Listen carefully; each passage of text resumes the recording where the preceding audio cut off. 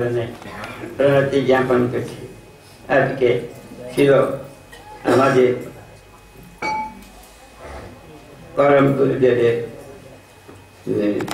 ছিল গৌর কিশোর দাস বাবাজি মহারাজের তিরোভাব তিথি, অর্থাৎ আজকের দিন অবলম্বন করে তিনি তার গুরুপাদ পদ্মের নিকটে বা শ্রী রাধারানীর পাদ পদ্মে উপস্থিত হয়েছেন। সেই জন্য সেই দিনকে অবলম্বন করে পরবর্তীকালের ভক্তগণ সমবেত হয়ে সেই সব স্মরণ করেন। স্মরণ করলে কি হয়, ভগবানের কাছে আবার যাওয়া যায়।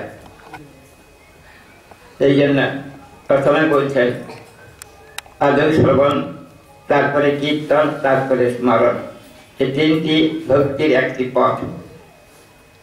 শ্রবণ না করলে কীর্তন করা যায় না। উনি কীর্তন ধরেছেন, আরেকজন দোহাত ধরেছেন, আরেকজন স্মরণ করছেন। এই জন্য আছে শ্রবণ, কীর্তন, স্মরণ ভক্তি রাজ্যে বিশেষ প্রয়োজন। কীর্তন করতে করতে স্মরণ হয়, তাহাই ছিল বাবাজি মহারাজ আমাদেরকে জানিয়েছেন। সেই জন্য একটি গানও গেয়েছিলেন, কোথায় গো প্রেমময়ী রাতে রাতে। কেন? তিনি বুঝেছেন তার নিকট ছাড়া আর কোনো উপায় নেই। সর্বাপেক্ষা শ্রেষ্ঠ তিনি শ্রী রাধারানী। অর্থাৎ প্রথমে আমরা গুরুপাদ পদ্মকে অবলম্বন করি, শ্রী নিত্যানন্দ প্রভুর চরণ স্মরণ করি। পরবর্তীকালে যখন স্মরণ হয় তখন আবার দেখি বৃষভার নন্দিনী বাস্তব পক্ষে আদি গুরু। সেই জন্য আজকে তিথিতে বিশেষ করে বৃষভার নন্দিনীর পাদপদ্ম স্মরণের সুযোগ হয়। সেই জন্য তার গুণকীর্তন করাই আমাদের পক্ষে শ্রেষ্ঠ। গুণকীর্তন করলে কি হয়, তিনি আকৃষ্ট হন। আকৃষ্ট হলে কি হয়, তার আশীর্বাদ পাওয়া যায়। সেই জন্য তার আশীর্বাদ প্রার্থনা করি। সেই জন্য গুরুপাদ পদ্মে প্রথম গুরুপাদ পদ্মকে আজকে বন্দনা করি। আমার শ্রী গুরুপাদ পদ্ম ছিল ভক্তি কুমুদ সন্ত গোস্বামী ঠাকুর, এবং তিনি দীক্ষা দান করেছিলেন। এবং ছিল ভক্তি বিলাস তীর্থ গোস্বামী ঠাকুর, এবং আরেকজন ছিল ভক্তি কুসুম সমন গোস্বামী ঠাকুর। ইহারা আমার শিক্ষাগুরু রূপে সর্বদা তাকে স্মরণ করতে পারি, সেরকম আশীর্বাদ প্রার্থনা করি আজকে। পরবর্তীকালে তার স্থলাভিষিক্ত ছিল ভক্তি বিলাস তীর্থ গোস্বামী ঠাকুরের স্থলাভিষিক্ত ছিল ভক্তি প্রজ্ঞান যোগীদেব গোস্বামী ঠাকুর, বর্তমানে যিনি আচার্য এবং বর্তমানে যিনি মঠপরি মঠের সমস্ত আদি, তিনিও গুরুপাদ পদ্ম স্বরূপ। এবং যত সহকারী তাদের ছিল ভক্তি বিলাস তীর্থ গোস্বামী ঠাকুর, ছিল ভক্তি কুসুম সমন গোস্বামী ঠাকুর, এবং ছিল ভক্তি প্রজ্ঞা যদি কিছু ঠাকুরের অনুচর বর্গ যত যে আছেন, সকলেই আজকে আমাকে আশীর্বাদ করুন। সকলেই গুরুতত্ত্ব। শাস্ত্রে দেখি কবিরাজ গোস্বামী ষড়তত্ত্বের বন্দনা করেছেন। বন্দে গুরুন, শিক্ষাগুরু, দীক্ষাগুরু, ঈশা ভক্তান, শুদ্ধ ভক্ত, ঈশা ভগবান স্বয়ং, ঈশা অবতারকান অদ্বৈতাদি, ঈশা প্রকাশ নিত্যানন্দ প্রভু ইত্যাদি, ঈশা শক্তি রাজন পণ্ডিত ইত্যাদি। এরা শ্রীকৃষ্ণ চৈতন্য সঙ্গকম। এরা শ্রীকৃষ্ণ চৈতন্য আমলায় সকলেই আদি চৈতন্য স্বরূপ। অর্থাৎ ভক্তবৃন্দ যত আসছেন সমস্ত এই শাস্ত্রে আছে, হইয়াছেন হইবেন প্রভুর যত দাস, সবার চরণ বন্ধ দন্তে করি ঘাস। সেই জন্য ছিল বাবাজি মহারাজের চিরভ্রান্তিতে সমস্ত ভক্তগণের চরণ বন্দনা করি। ভক্ত মাত্রেই শ্রীকৃষ্ণ চৈতন্য স্বরূপ।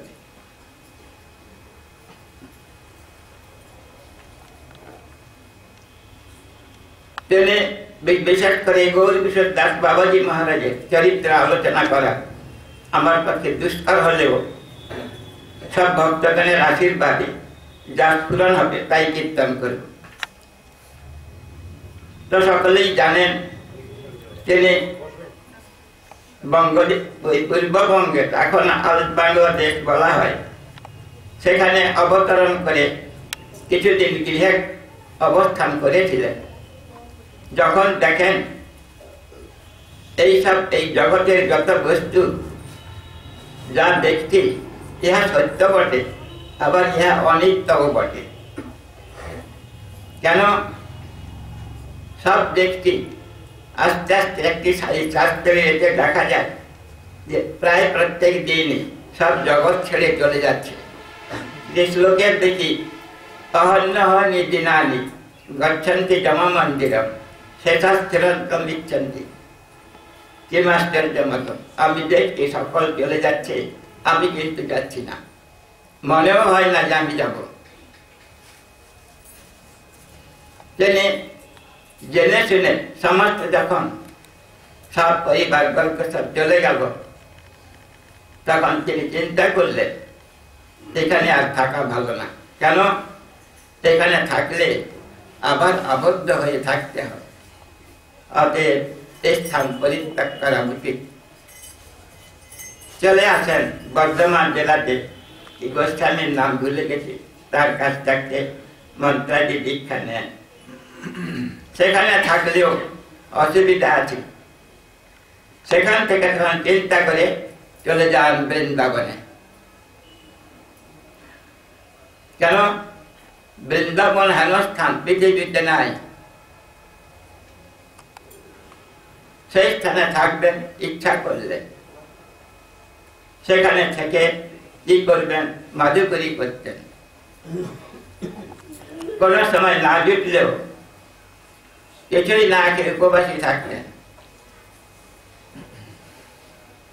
এই জন্য তার সেখান থেকে শিক্ষা করলেন। একটি শ্লোকে আছে,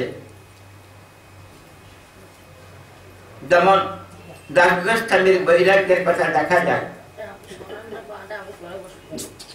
বৈরাগ্য পাষাণেতে রেখা কাটা যায় না, কিন্তু তার বৈরাগ্য এমন কঠোর, ঠিক তদনুরূপ তিনি সেই প্রকার বৈরাগ্য শুরু। কেন? বৈরাগ্য যদি না থাকে, অর্থাৎ যদি বিষয়ে অনুরাগ থাকে, তাহলে হয় না। বিষয়েতে অনুরাগ শূন্য, অকিঞ্চন, কিছুই থাকবে না। ভগবান তার প্রতি কৃপা করেন।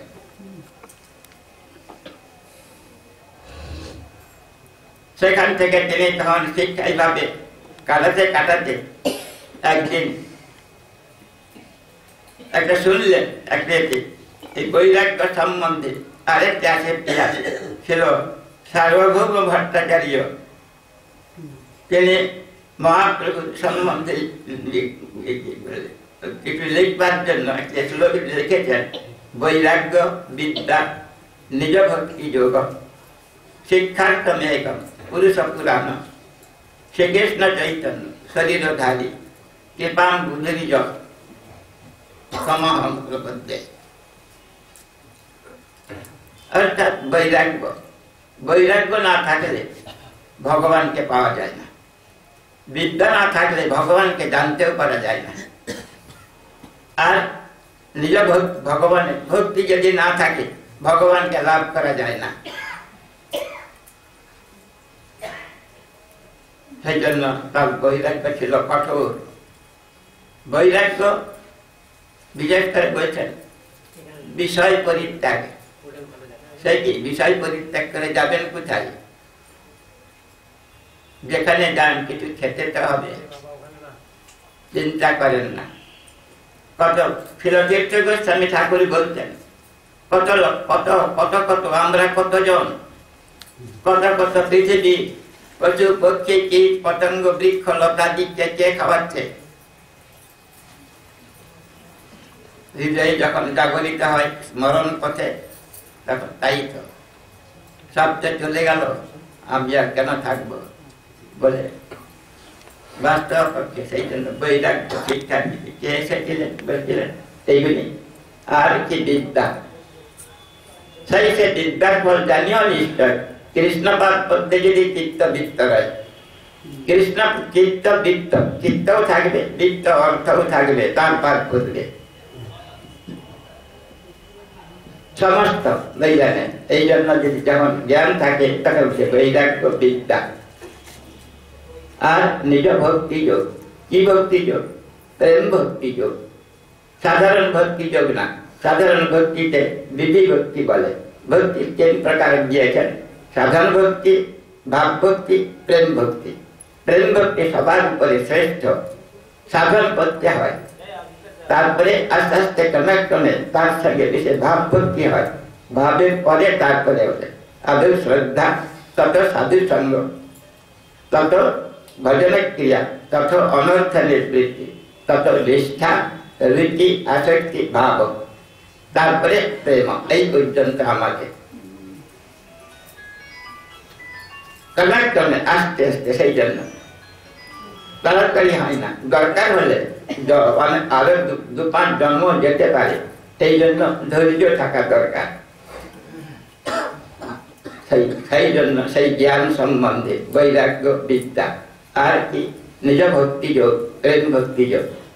অন্য কেউ দিতে পারবে না, কেন? অন্যের শেষ জিনিস নাই। তবে অন্য লোক পারবে না, কেন পারবে না? যিনি প্রেম ভক্তি প্রাপ্ত, যিনি তার কৃপা প্রাপ্ত, তিনি নিশ্চয়ই পারবেন। সেই জন্য সর্বভক্তি প্রার্থনা করেন নিজ ভক্তি যোগ। শিক্ষার তবে অপুরুষ পুরাণ। এই বৈরাগ্য বিদ্যা নিজ ভক্তি যোগ শিক্ষা দিবার জন্য পুরাণ পুরুষ কে? তিনি শ্রীকৃষ্ণ চৈতন্য শরীরধারী। আমি তার চরণে আমরা তার চরণে শরণ গ্রহণ করলাম। তাহলে একমাত্র শ্রেষ্ঠ হচ্ছেন শ্রীকৃষ্ণ চৈতন্য। তিনি রাজ্যলক্ষ্মী সমস্ত পরিত্যাগ করে সামান্য একটু বসন ধারণ করে মায়ের কথা অনুযায়ী পুরীতে বাস করলেন, গিয়ে আর থাকলেন। শিক্ষা দিয়েছেন তিনি। যদি কেন শিক্ষা দিয়েছেন, কিসের জন্য করেছেন? একটা ভালো জিনিস পাওয়ার জন্য। এই জগতের বস্তু পেতে আপনার বিশেষ দরকার হয় না। পূর্বজন্মের কর্মের ফলে সেটা বিনিয়োগ আসে যায়, কিন্তু প্রেম ভক্তি যে হঠাৎ পাওয়া যায় না। সেই জন্য একটি শ্লোকে দেখি, সংসার সিন্ধু তরণে হৃদয় যদি সাত। এই সংসার সমুদ্র থেকে যদি উত্তীর্ণ হতে তোমার ইচ্ছা হয়, সেটা বাবাজি মহারাজের বিরাট আসলো সংসার দুঃখময়, সংসার দুঃখ জলধু। এতে পড়ে গেলে হাবুডুবু করতে হয়। কেন? কুমির হাঙ্গর আছে, কামপ্রদি আছে, ইয়াকে কুমির হাঙ্গর বলে। এই কুমির হাঙ্গরে খাবে না, এই কুমির হাঙ্গরে আপনাকে গিলে খাবে একবারে। এর থেকে পরিত্রাণ পাওয়ার জন্য বিশ্বাস সংকীর্তনামৃত রসে রমতে মনস্তে। সংকীর্তনাম রূপ অমৃত রসে আমার মনকে রমণ করাও। আমরা সাধারণত মনকে বিষয়কে রমণ করাই, এই পরিত্যাগ করে সেই সংকীর্তন রূপ অমৃত রসে। সংকীর্তন কোথায় হয়? সাধুগণের কাছে হয়। এই জন্য সাধু সঙ্গে হরিনাম এই মাত্রটাই। সংসার জিনিসে আর কোনো পন্থা নাই, যে কোনো কেউ পারবে না। কর্মযোগে তো হয় না, জ্ঞান যোগেও হয় না, যোগের দ্বারাও হয় না, একমাত্র ভক্তি যোগে। তাই শিক্ষা দিয়েছে। আর সংকীর্তন সম্যকরূপে কীর্তন 2 প্রকারে হচ্ছে হয়। একটি হচ্ছে সাধু সঙ্গে কীর্তন, এই মাত্র। আরেকটি বলছে অপরাধ আদি শূন্য হয়ে কীর্তন, সম্যক কীর্তন।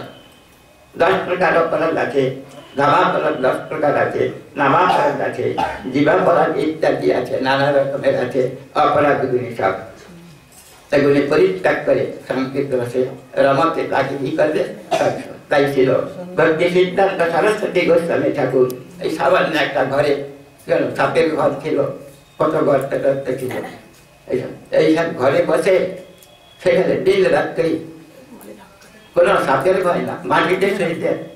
কোনো এই দামোদর মাসে মাটিতে শুয়ে সংকীর্তন শতকোটি মহামন্ত্র নাম যজ্ঞ করতে, সেটি তিনি সিদ্ধ করুন, তার আবার সাধন শিক্ষা দিয়েছে। আমি না করলে এরা কেউ করবে না। আপনি আচরি ধর্ম জীবের শিকার, আপনি না করলে ধর্ম শিখানো না যায়। তাহলে তার আদর্শ শিক্ষা করে আমরা শিখব। সেই জন্য ভক্তগণ কি করেন? আচরণ করে অপরকে শিক্ষা দেন। অতিনতিত স্থাপত্য তিনি আচার্য, আচরণ করে যিনি শিক্ষা দেন তিনি আচার্য। তার কাছে পৌঁছলে আমার কল্যাণ হবে। বৈষ্ণবকে দর্শন করা মাত্রই বুঝলে পবিত্র হওয়া যায়, অন্য কাউকে দেখলে পবিত্র হওয়া যায় না। আর যদি বলছেন ইহা পাওয়া গেল আমার মানুষ প্রেমাম্বুধ বিহারের যদি চিত্ত বৃদ্ধি, যদি প্রেম সাগরে তুমি যদি ভাসতে চাও তাহলে কার আশ্রয় নেব? ওই সারদা ভট্ট যেন বলেছেন পুরাণ পুরুষ আকাশান কৃষ্ণ। তখন প্রেমাম্বুধ বিহারের যদি চিত্তে যদি ভাসতে চাও চৈতন্য চন্দ্র চরণে কুরুতা অনুরাগ। চৈতন্য দেবকে পাওয়া যায় না, তাহলে কাকে পাওয়া যায়? চৈতন্য দেবের অনুগ স্বরূপ পন্থায় যিনি আগত, যিনি আচরণশীল, জীবকে শিক্ষা দেওয়ার জন্য সবসময় ব্যস্ত, অর্থাৎ নিজে আচরণ করে উত্তীর্ণ হওয়া অপেক্ষাও অপরকে উত্তীর্ণ করা আরো বেশি প্রয়োজন। কিন্তু অপরকে উত্তীর্ণ করতে হলে নিজেকে আচরণ, এই জন্য বৈষ্ণবগণ নিজে আচরণ করেন যে অপরকে। তাই বাবাজি মহারাজ তার কঠোর বৈরাগ্য ছিল। বৃন্দাবনে আছেন, সেখানে ভজন করেন, মাধুকরী করে জীবন ধারণ করেন, কখনো জুটে কখনো না জুটে কোন। কিন্তু বলছেন বৃন্দাবন এমন স্থান কেহ না খেয়ে থাকে না। সেটা মাধবেন্দ্র পুরী চরিত্র আলোচনা করলে দেখা যায়, না খেয়ে বসে আছে, গোপাল এসে দুধ দেখছে। সেই গোপাল আবার ছিলেন কোথায়? মাটির ভিতরে। তিনি বেরিয়ে এসে দুধ দিচ্ছে, তাহলে তিনি মাটির ভিতরে থাকলেও মাটিতে থাকেননি কেন? তিনি সর্বময়। তখন তার জ্ঞান আছে, তার জ্ঞান ছিল, তিনি জানেন দুধ দিয়ে গেছে। যখন এইরকম ভিতরে বল আসবে ততক্ষণে আর গৃহে থাকা ভালো না। যতক্ষণ পর্যন্ত এইরকম বিরাট উপস্থিত না হয় ততক্ষণ গৃহ ছাড়বে না। মহাপ্রভু সেই জন্য বলছেন স্থির হও, ঘরে যাও, না হও বাতুল, ক্রমে ক্রমে পায় লোক ভব সিন্ধুকুল। মর্কর্বই রাখবো না কোনো লোক দেখাইয়া, যথাযোগ্য বিষয়পুঞ্জ অনাসক্ত হইয়া। আসক্তি যাতে না হয় সেই প্রকার চেষ্টা করতে হবে। বাবাজি মশাই জীবনে দেখলেন জগতে অনিত্য, কারণ আমি আছি নিত্য বটে, কিন্তু এই দেহটা অনিত্য। এই দেহ আবার নিত্য কেন? এই কাঠামোটা ঠিক আছে। ভগবান যখন কিছুতেই তাকে যখন কেউ আরাধনা করেনি, তখন নিজের মতো করে তাকে তৈরি করেছেন, অর্থাৎ নরতনু ভজনের মূল। এই নরতনুর মতোই কৃষ্ণের অঙ্গ প্রত্যঙ্গ। তিনি এখনো আছেন, কেউ কেউ দেখতে পায়, কেউ কেউ দেখতে পায় না। কে দেখতে পায়? যার আঁখি নির্মল, যিনি চক্ষুকে নির্মল করেছেন, জ্ঞান চক্ষু পেয়েছেন। কোথায় থেকে পেলেন? তখন বলছেন জ্ঞান তিমিরান্ধস্য জ্ঞানাঞ্জন শলাকয়া চক্ষুরুন্মিলিতং যেন তস্मै শ্রী গুরবে নমঃ। আমার অজ্ঞান অন্ধকারকে যিনি দূরীভূত করে দেন, জ্ঞানাঞ্জন, জ্ঞান বৈরাগ্য বিদ্যা, তিনি আমার মধ্যে প্রবেশ করে একটা আলো জ্বেলে দিয়ে অন্ধকার ঘরকে আলো করে দিয়েছেন। আবার একটা কি আছে, নিয়ম আছে, ব্রজেতে আছে। ব্রজে মায়ের কাছে সকল গোপীগণ এসে নালিশ করে দিয়েছে, তোমার ছেলে খুব খারাপ, কেন ঘরে ঢুকে আমার সমস্ত দই ছিল, দধি ছিল ভেঙে চুরমার করে বাঁদরগুলাকে খাবাই, ছেলেগুলা সেই রকম জুটেছে তার সঙ্গে, পারা যাচ্ছে না। প্রচুর ঘর তো অন্ধকার, সেখানে তো আলো নেই, আলো নেই, তাহলে কি করে হবে? না, তার একটা ক্ষমতা আছে।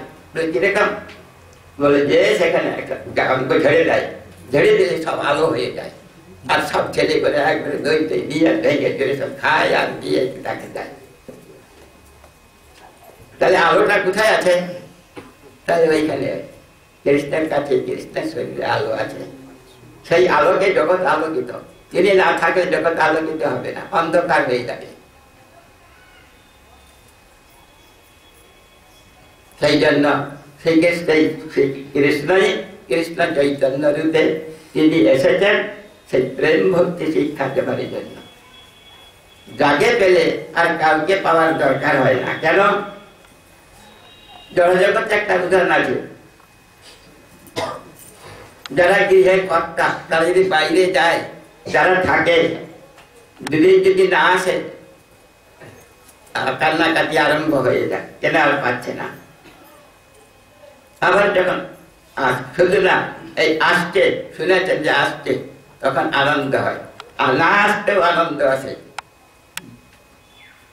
ভগবান হৃদয়ের মধ্যে রয়েছেন, কিন্তু আমার জানবার উপায় নাই, তাকে জানতে গেলে কষ্ট করতে হয়।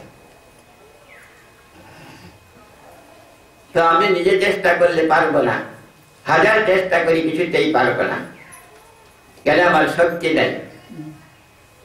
তখন শক্তিটা পাওয়ার জন্য যেতে হয় কার কাছে? গুরুর কাছে গেলে। গুরু কি করেন? কৃষ্ণ সে তোমার, কৃষ্ণ দিতে পারো, তোমার শপথই আছে, আমি তো কাঙাল, কৃষ্ণ কৃষ্ণ বলে যাই তবু পাছে পাছে। তখন তার কাছে গেলে পাওয়া যাবে। বাবা যদি কি করে? তাকে তিনি এখন নাই, পারম্পরিতে এসেছে। সেই জন্য কখনো অবহেলা করতে নেই।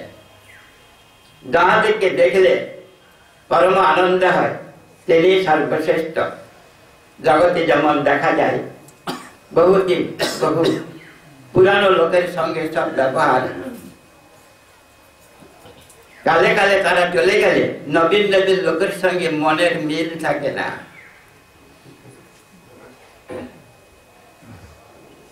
তখন কি হয়? মনে একটা দুঃখ হয়, ইহাকে বলে বিরহ। কারণ বিগত রহ, আর কেউ নাই, খেলবার কেউ নাই, এরা নতুনের সঙ্গে আর ভালো লাগছে না, তাদের কথা স্মরণ হয়। তখন জীব বুঝতে পারে, বাবাজি মশাই তাই জানতে পারে, সব ছেড়ে ছুড়ে দিয়ে যে বৃন্দাবনে আশ্রয় করে থাকেন, ভজনাদি করেন, থাকেন। তখন শেষকালে মনে করলেন, এখানে দেখা যায় সকলেই সনাতনপন্থী, সনাতনপন্থী না হলে থাকা যায় না এখানে। যে ছিল জগন্নাথ দাস বাবাজি মহারাজ, আমাদের পরম্পরায় পাওয়া যায়, তার শিষ্য ছিলেন, বেশ শিষ্য ছিল ভাগবত দাস বাবাজি মহারাজ। তার কাছ থেকে তিনি আরেকজন করেছিলেন, তিনি অন্যরকম, তিনি রাধারমন চরণ দাস বলে ছিল, রামদাস।